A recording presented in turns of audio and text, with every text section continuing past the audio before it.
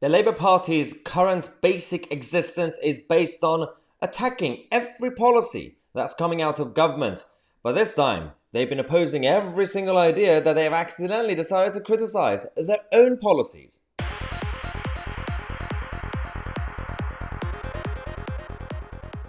Hello ladies and gentlemen, welcome to the first video of the day. We're going to come to you guys every half an hour throughout the whole day. This is absolutely fascinating, this story that came out last night.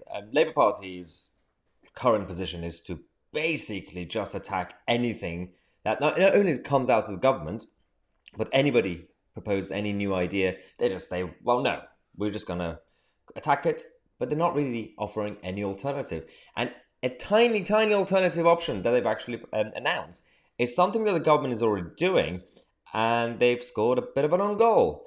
This is Keir Starmer. Keir Starmer is not happy with the current mini budget, the so-called mini budget, because he calls the £45 billion tax cut unfunded, which is nonsensical. It's not called unfunded. You don't fund tax cuts. You could call it irresponsible tax cuts. £45 billion, right? Now, problem here is that the whole of the £45 billion tax cut is bad. Having said that, he's actually, and his party are supporting the health and social care levy that's been lifted and been basically U-turned and reversed. And that is worth £18 billion. So that's what they want, and the government is already doing, which means, look at this graph, thanks to Guido for making this. So this is the total of £45 billion spending.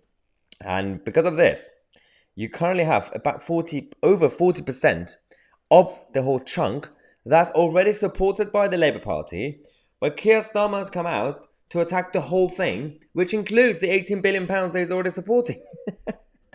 The thing is, this is not the first time the Labour Party have been all over the place with numbers. They're not really good with numbers, we know that. They've been over-promising a number of idiotic projects and initiatives and spendings and borrowings. There's £2 billion in reassigned borrowing that Labour Party is going to be spending on. The £2 billion includes NHS modernisation plans, which will cost £1.6 billion. So that's almost all of it. But then they also want to expand their school breakfast club stuff. That's £186 million. So it's still getting close to £2 billion.